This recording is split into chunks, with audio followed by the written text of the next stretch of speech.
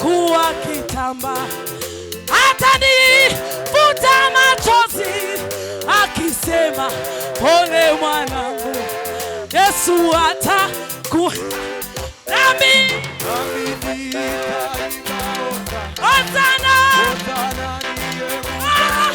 nitaluka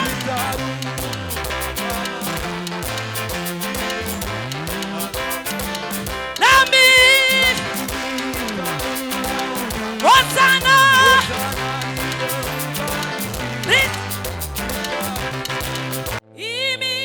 imitima imawaye nidewai humuriza usije Yesu wenyene ni humuriza imitima ibabaye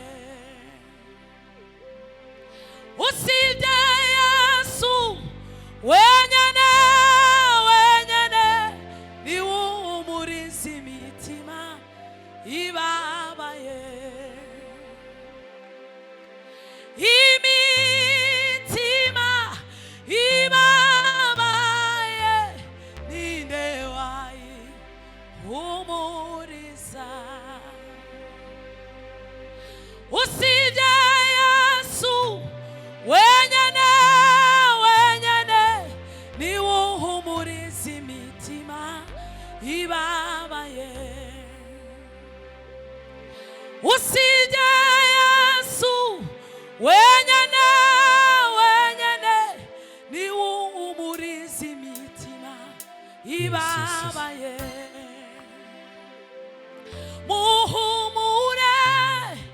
muhumure tuzabona uwo twasezeranijwe muhumure tuzabona uwo twasezeranijwe muhumure tuzabona uwo twasezeranijwe ibiheni byashobora gukura w'icyo yavuze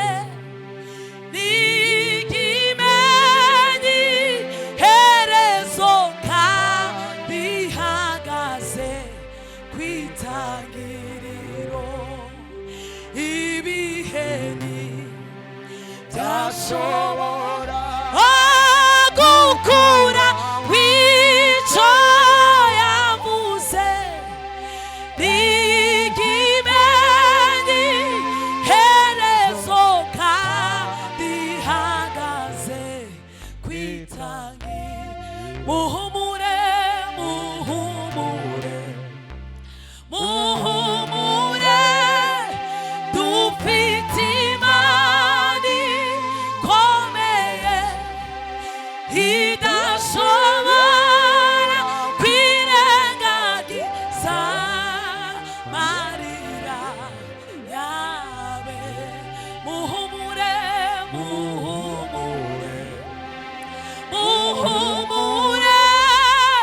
dufite imani ikomeye haleluya idashobora kwirengagiza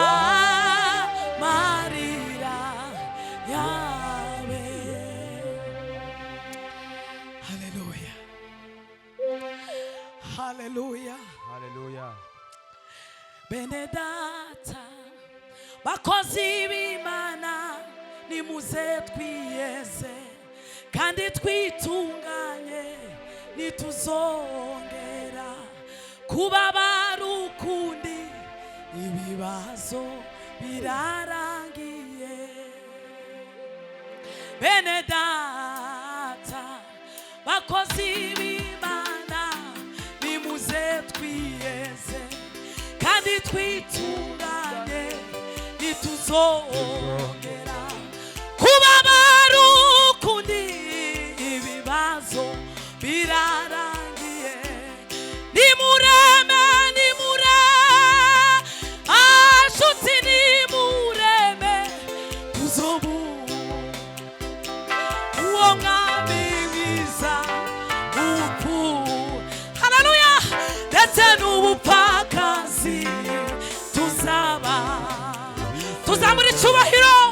Nimureme nshuti nimureme tuzamubana uwo mwami mwiza ubupfu haleluya ndetse n'ubupfakazi tuzaba haleluya. Yesu umwami azotwicarika ati nimwicare kandi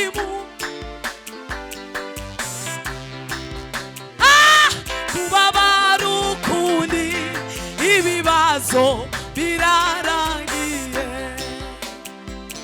Yesu umwami azatwicarika ati nimwicare kandi muruhuke nimuzongera kubabara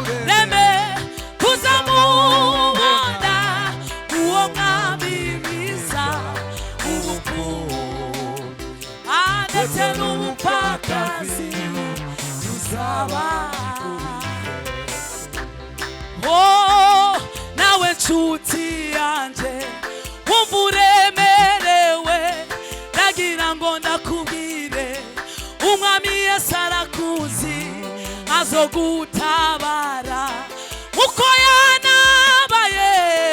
Komera nshuti komera nawe nshuti yanje wumva uremerewe ndagira ngo ndakubwire umwami Yesu arakuzi azogutabara uko yanabaye. Komera nshuti komera nimureme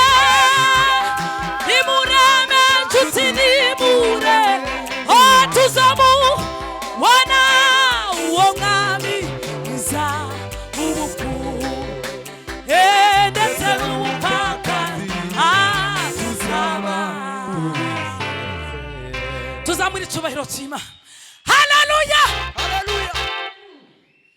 Je umukozi w'Imana yatashe namubonye kabiri yazava hana agasimbira hariya.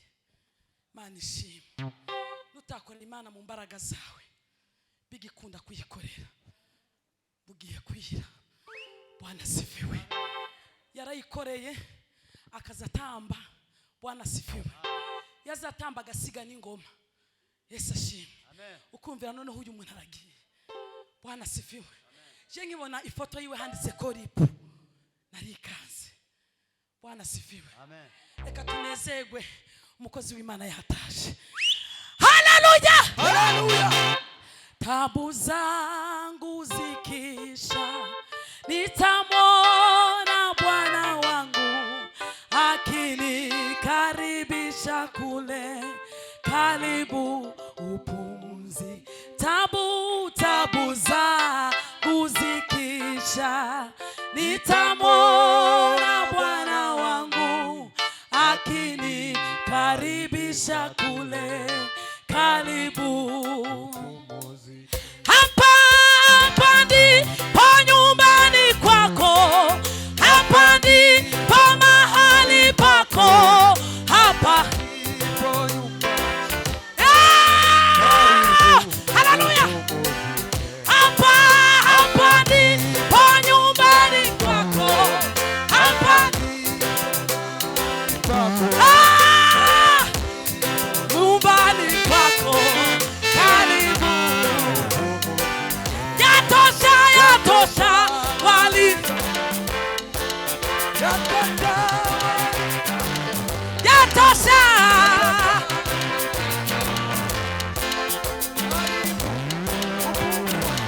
Yesu, Yesu atanipeleka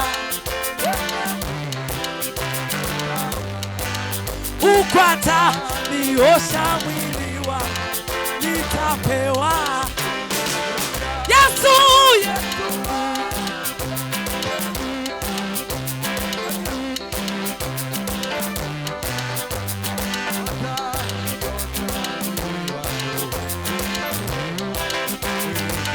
yatosha walivyokusema, yatosha walivyokudhulumu, yatosha.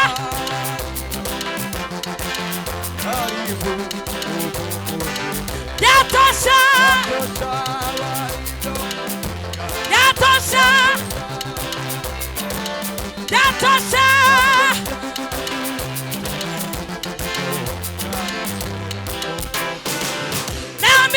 Nami nitaimba hosana, hosana ndiye mubarikiwa.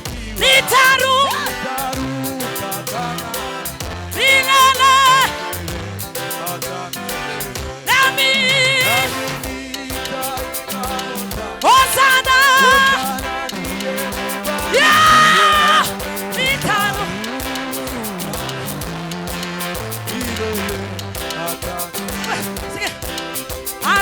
atachukua kita, atanifuta machozi, akise pole mwanangu.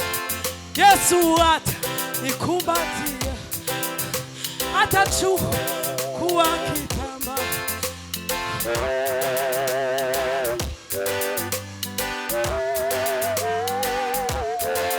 Yesu atanikumbatia, atachukua kitamba, atanifuta machozi, akisema pole mwanangu.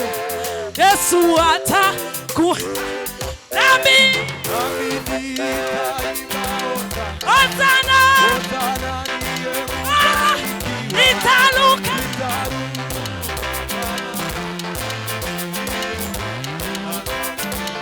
Nami hosana,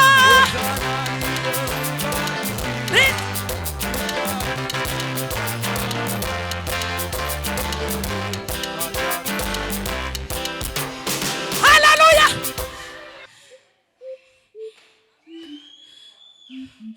Ari ibyaha gusa twari twarabikoze, ariko niyo wakizwa uzukire ubu mukiranutsi, uzumukiranutsi. Igihe cyo gutaha aba bavyeyi baze batarame. Igitaramo gikora kuri Yesu mwijuru, bavuga ngo umukiranutsi wanje arataramye. Haleluya, haleluya. Yesu atanipeleka kwenye kijito cha uhai, ukwata nitapewa mwili mpya. Nami hosana, hosana ndiye mubarikiwa. Nitaruka kama milele. Nami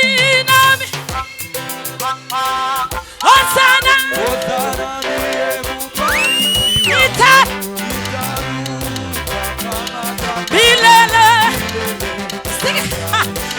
Nami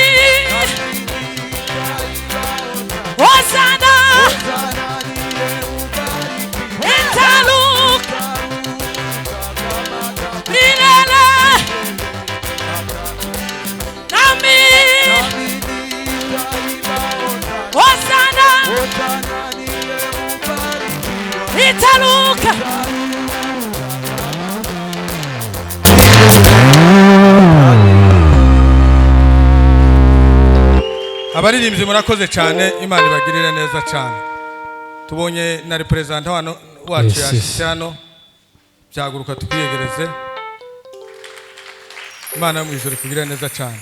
Hariho nabandi tutakiriye, hariho ishuri yigagaho ngo ni La Solution, sinzi ko prefe yaje, Munyamahoro nahaguruke userukira ku ishuri yaho yigiraga, nibahaguruke tubiyegereze. Rero turabahumurije namwe, yari umwana wanyu mwareraga, ariko ukomere mwihangana. Bwana sifiwe sana.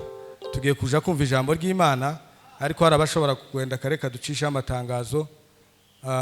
Murabizi ko umuntu azaba uw'itorero akongera akaba uw'umuryango. Ejo amateraniro azobera mu Nyabugete kwa Wanume, niho umuryango w'uri. Wanume ni muramu we, afite mushiki w'uyu nyakwigendera, n'abandi bavukanye biwe bose baje niho bari. Ngo rero itorero ejo tuzoja kubahumuriza, twese tuzohurira ahangaha, abaririmbyi bazohurira aha kugira ngo bose bazojane, nimba bazobona ibisi izobajana, n'abandi bose twese tuzohurira hariya mu Nyabugete. Adresse tuzoyibamenyesha neza, abahazi abatahazi tuzobabwira adresse uko niko bimeze. Amasaha tuzotangira hariya saa 10. Saa 10 nibwo tuzotangira, turangize saa 12. Rero muvuga butumwa wacu niba muzanira ibitabo wa mbere aze atubwira ijambo ry'Imana. Karibu.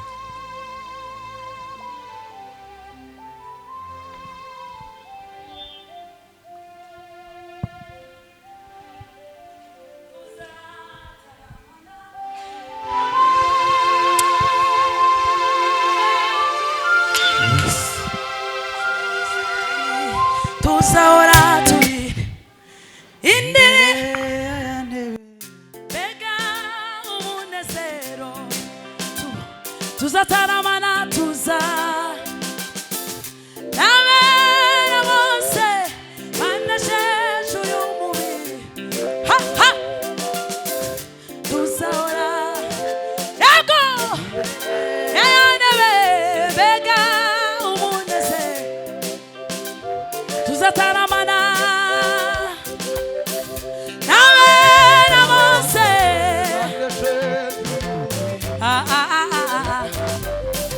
Tuzahora turirimba imbere y'intebe bega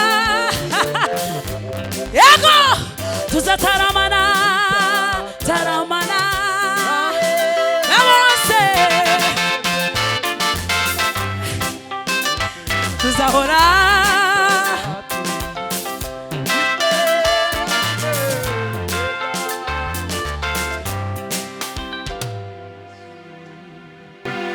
Yes ashimwe. Amen. Jeannette ari mu mwuka mwisha. Turashima Imana kuba turi hano no mugoroba. Imana yabikoze, Imana ishimwe cyane. Dukomeje gutanga ihumure ku bantu bose, umuryango wa bugufi, umuryango wose, ku gihugu, kuba muzi, dukomeje gutanga mpore cyane. Ku itorero dutanze mpore, mwese mwumve ko dutanze mpore. Biza bigora gupanga ibintu, ibindi bikinjiriramo, ni izindi za gahunda ziba zinjiriyemo, ariko Imana ni izigenga ibihe. Imana ni izigenga ibihe, irangiza ihereza abantu kubibamo, irangiza bahereza n'imbaraga zo kubivamo ibyo bihe. Rero kubera ko ari Imana y'ibihe, ariyo mugenga w'ibihe, tidukwiriye kuzoza tugira ibibazo kubijanye n'ibihe. Ndashimye Imana kuba ndi hano, Imana yo mu ijuru ishimwe. Ndashima Imana kuba mpagaze hano kuvuga, suko ndumuvuga butumwa mwiza habe na gatoya, ariko naravuze guhagarara imbere y'abantu ni ikintu ntazofata for granted, ariko ni ikintu uzohereza agaciro muri jewe, kubera ko Bibiliya ivuga ngo ntihamagara abakomeye ahubwo izikomeza abo yahamagaye. Hano ku isi ntawe ukomeye, umuntu uzikubita ku mutima arakomeye, uwo muzomenye yuko uwo yagiye, azoba yagiye kabisa. Ukabona hano ku isi baragushimagije, warangiza nawe umutima ukishira hejuru, uzaba ubaye nka Nebukadinezari. uzaja kurisha. Rero turashimye Imana kuba turi hano mu by'ukuri. Hari abavuga butumwa beza nabonye, naje nari nkeneye kumva cyane nk'umubyeyi wacu hariya. Turabazi mwese, abantu bazagira nti tubazi, iriya tuza tubareba ku manywa na nijoro, tuza abaza bigira nabi n'abaza bigira neza, abanyamwuka n'abatari abanyamwuka, turaziranye twese. Amen. Nishimiye kubona Sebaziga hariya, Imana yamweje guhereza umugisha. Nishimiye kubona Edingwe nasize ari hafatisha ikirere, ariko nabonye yarabaye umugabo cyane. Nishimiye kubona hariya representa w'ishuri La Solution, uriya yaratubangamiye akiri umwarimu. Abigira hariya baramuzi, yakazaza kwirukana twese tugashaka aho tuja kwisha. Udafite ifaranga kandi yaragira ijisho, ntiwamwihishaga, ntibishoboka. Yaraza akagusohora, yarangiza mu minota nk'itanu agasubira akagaruka, kugezeho ugataha ukazana ifaranga. Rero twishimiye kukubona hariya, mu by'ukuri turishimye cyane. Rero nuko nishimye, kandi ntabwo tuvuze ko tumuburiye icyubahiro, twishimye kubabona. Rero nari navuze ngo ndasirimba, ariko n'ubundi tugiye gusirimba mu minota bampaye. Turasirimbamo, nimara mbwiriza iminota mikeya, nitumara tuzoze kumva ari pasiteri. Je mwaranyumvishije kuva ku wa kabiri kugeza n'ubu nyine, inzi ngo kutuzageza ryari, kuko yaduhamagaye neza itubashisha. Rero ngaho ntuze Macara naducurangira igisirimba, kandi hahandi wari ugeze ari huje. Ikindi kintu nababajwe n'ikintu kimwe, kubona abantu baje, mumbabarire kuvuga rino jambo kandi nsabye imbabazi pe. Nababajwe n'ikintu kubona abantu baje guhumuriza abandi nabo bakazanwa n'ibindi. Cyo kintu cyambabaje, ngira agahinda mu mutima. Ngaho shiramo tubanze turebe ukuntu ikirere gifashe.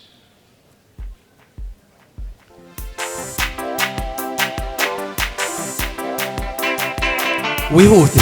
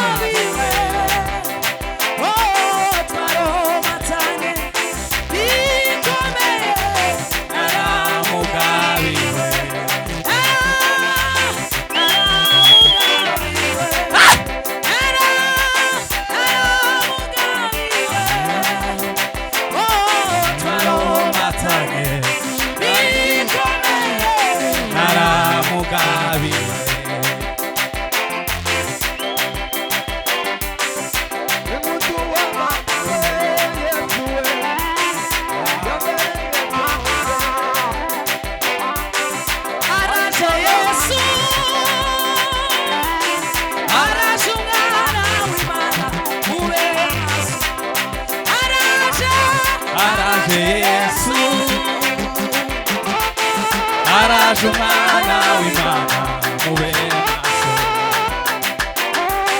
Araje Yesu.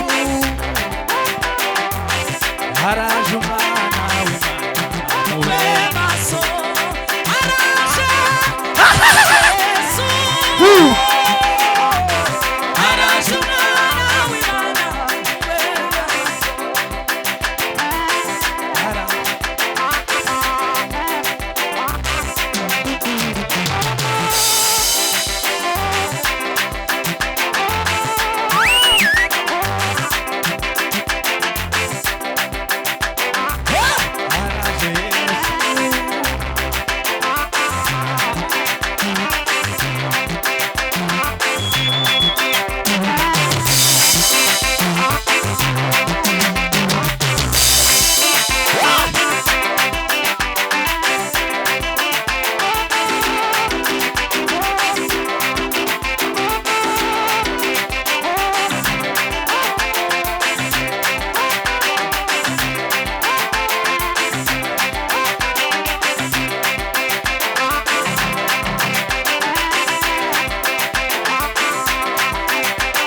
mwami Yesu.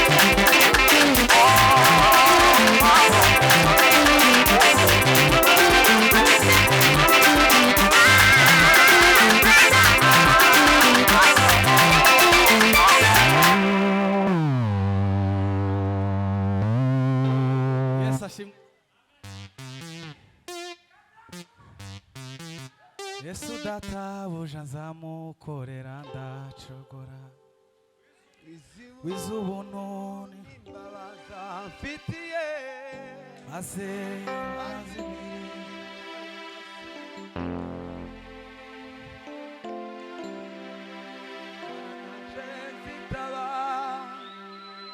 ugaza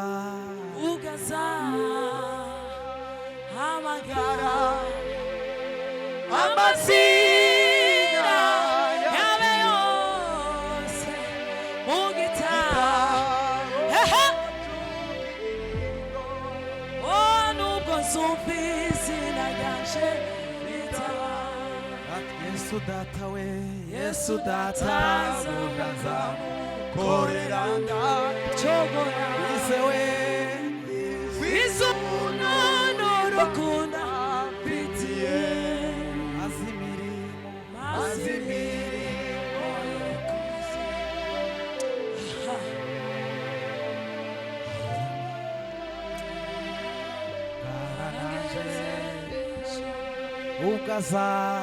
ugaza hamagara amazina yawe bose mu gitabo c'ubugingo n'ubuzima ryanje ngitaba. mbese Imana icyubahiro.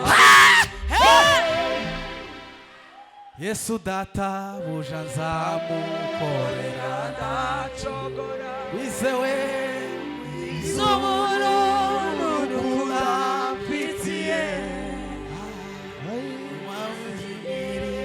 moyo mwisi nyirangiza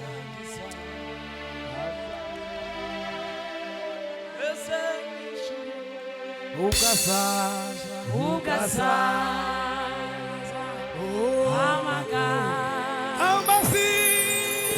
amazina yanjye yose mu gitabo cy'ubugingo nubwo zina ryanje ugaza hamagara amazina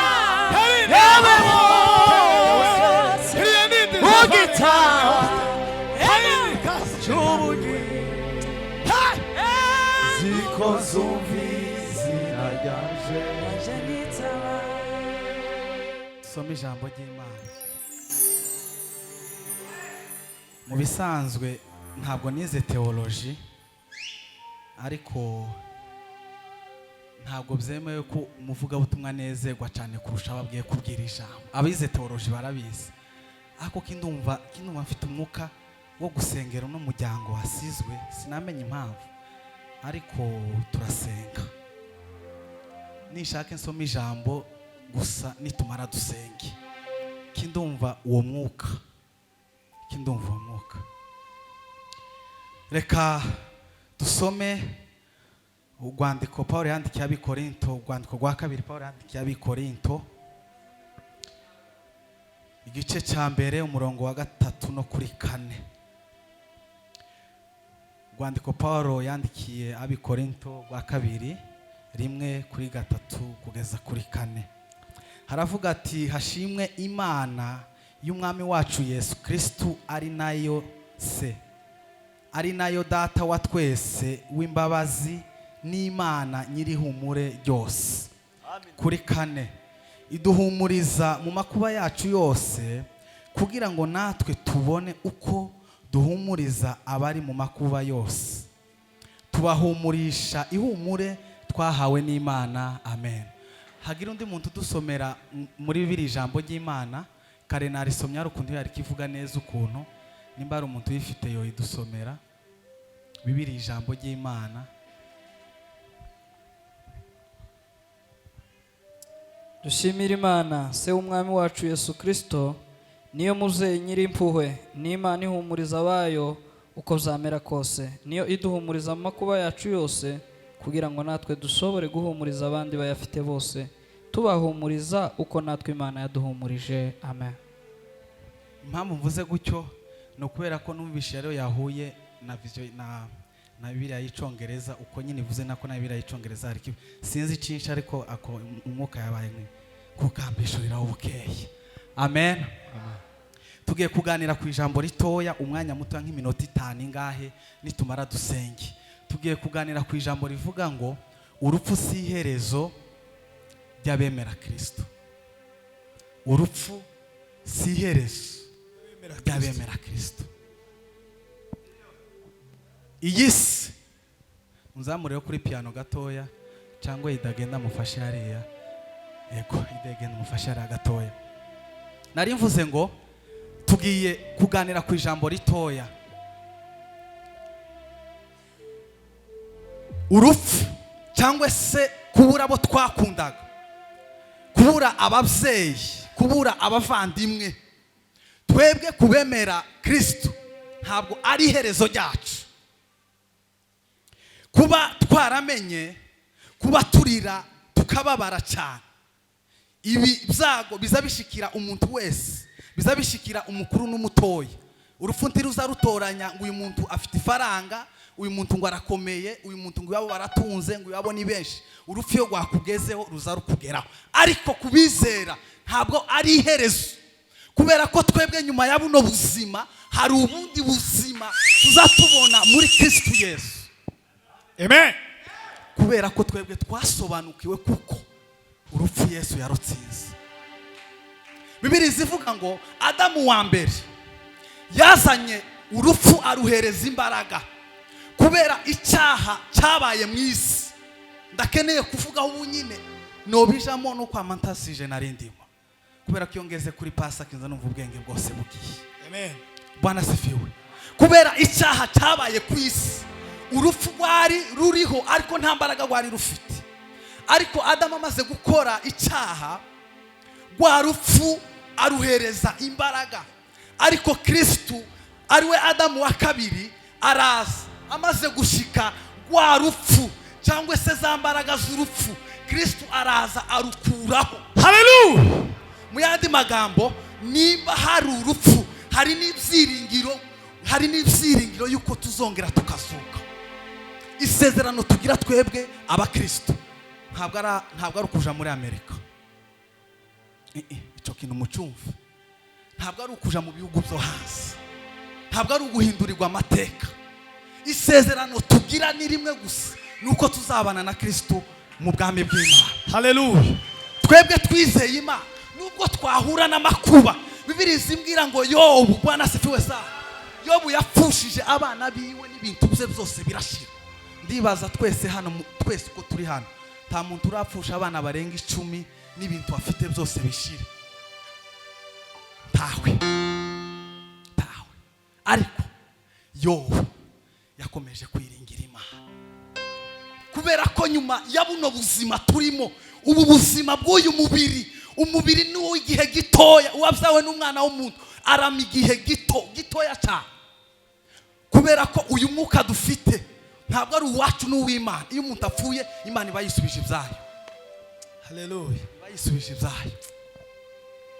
Uyu mwuka dufite duhumeka, uyu nguyu mpumeka mvugisha, Bibiliya izimbwira ngo Imana imaze kurema umuntu yamushize aho ngaho, imaze kumushira aho ngaho igira ikindi gitekerezo, ihumekeramwo wa muntu, wa mwuka, wa muntu abona ubuzima.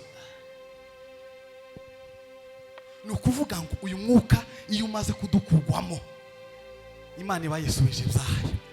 Kandi naje gusanga no mu rupfu Imana ni imfura. No mu rupfu Imana tizi kangwa ngo abantu bapfushije. Imana tizi no mu rupfu, no mu byago Imana ni imfura. Wabyanga wabyemera, no mu rupfu Imana ni imfura. Wabyemera utabyemera, no mu rupfu Imana ni imfura.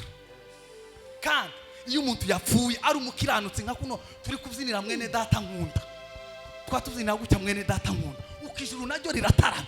Tuzataramana n'abera bose banesheje umubiri, ndetse na tuzahora turirimba mbere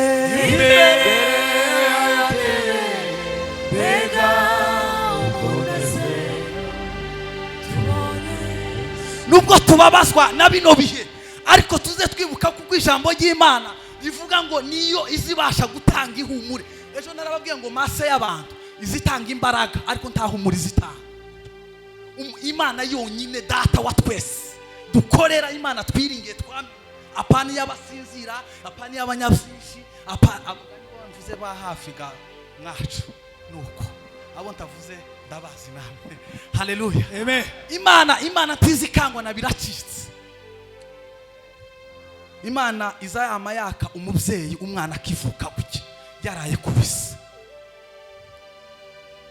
Ibyo ngibyo nibyo byishimo by'Imana. Sinzi ko iryo jambo muryumvishije. Imana, pastor, Imana izayaka umubyeyi umwana w'uruhinja yamurariye kubise mu gitondo, Imana ikamutwara. Ibyo nibyo byishimo by'Imana. Ibyo nibyo byishimo. Mu yandi magambo, urupfu iyo abantu babapfusha bagapfa, niho Imana iba yishimye.